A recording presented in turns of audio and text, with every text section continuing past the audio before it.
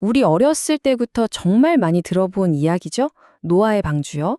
그런데 노아는 왜 방주를 지었을까 하고 물으면 아마 대부분 비슷한 대답을 하실 겁니다.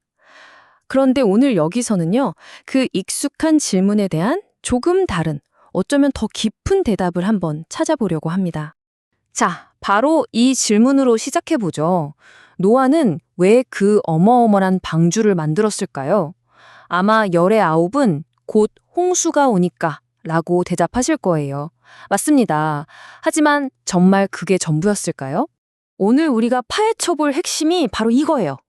우리가 흔히 알고 있는 그 대답은 사실은 이야기의 반쪽짜리 대답이라는 거죠. 진짜 이유는 우리가 생각하는 것보다 훨씬 더 깊은 곳에 있습니다. 보세요. 바로 이겁니다. 이게 오늘 이야기의 핵심이에요. 노아가 무슨 기상학자처럼 하늘을 보고 아, 비가 오겠구나 하고 예측해서 방주를 지은 게 아니라는 거예요. 그는 보이지 않는 하나님의 말씀을 믿었기 때문에 방주를 지었습니다. 그러니까 노아의 행동은 눈에 보이는 증거가 아니라 귀로 들은 약속에 근거한 거였죠. 방주는 어떤 과학 기술의 산물이 아니라 순전한 믿음의 결과물이었다 이겁니다.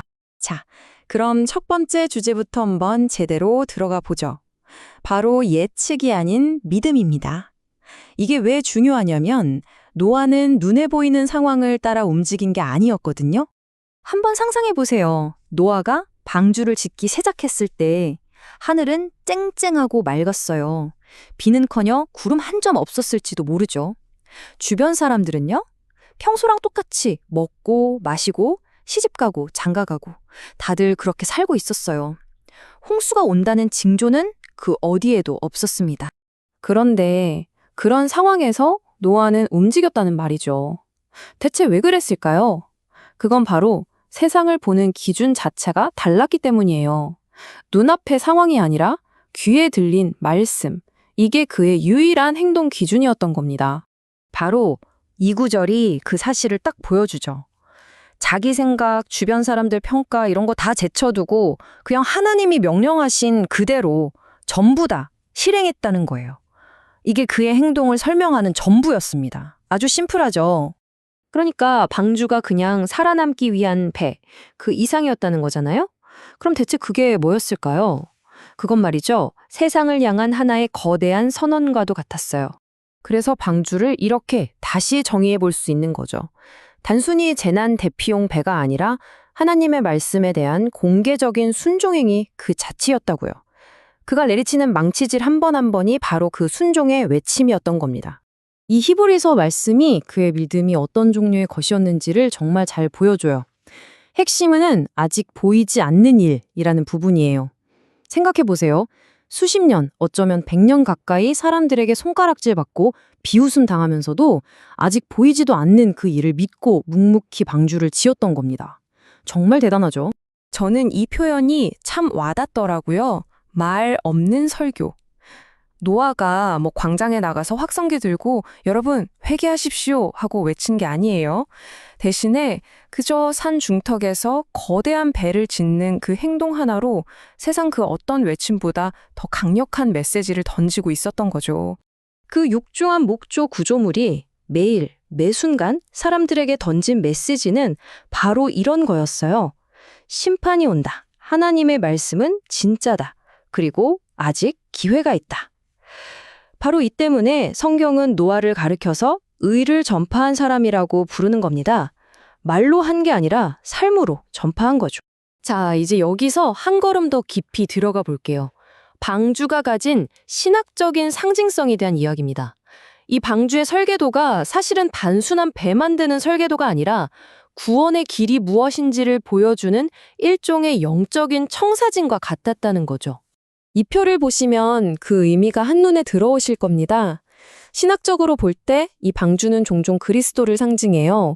방주 안에 들어가야만 살 수 있었던 것처럼 오직 그리스도 안에 있을 때 구원을 얻는다는 기독교의 핵심 교리를 보여주는 거죠.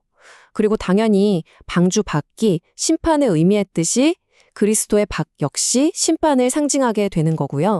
자, 그런데 이 모든 이야기의 뿌리가 되는 정말 중요한 구절이 하나 있습니다. 이게 없었다면 사실 이 이야기는 시작조차 할 수 없었을 거예요.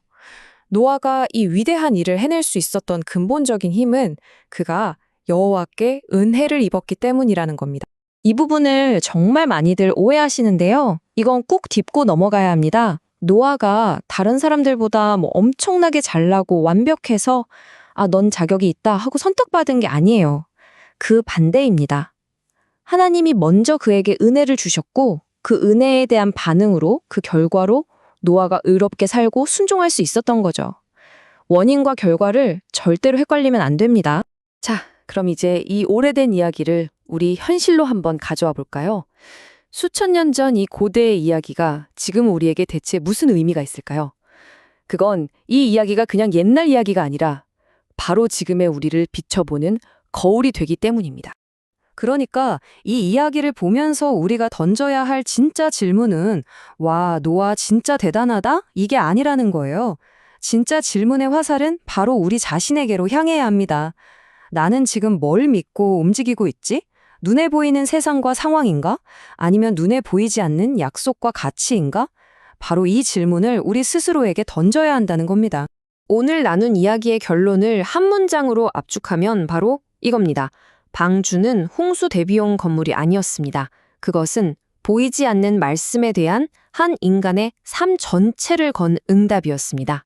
그래서 이 이야기는 마지막으로 우리 각자에게 이런 질문을 던지는 것 같아요. 노아는 다가올 심판을 대비해서 방주라는 것을 준비했죠. 그렇다면 여러분은 지금 여러분의 삶에서 무엇을 준비하고 계십니까? 이게 바로 노아의 이야기가 시간을 뛰어넘어 오늘 우리에게 던지는 가장 묵직한 질문이 아닐까 싶습니다.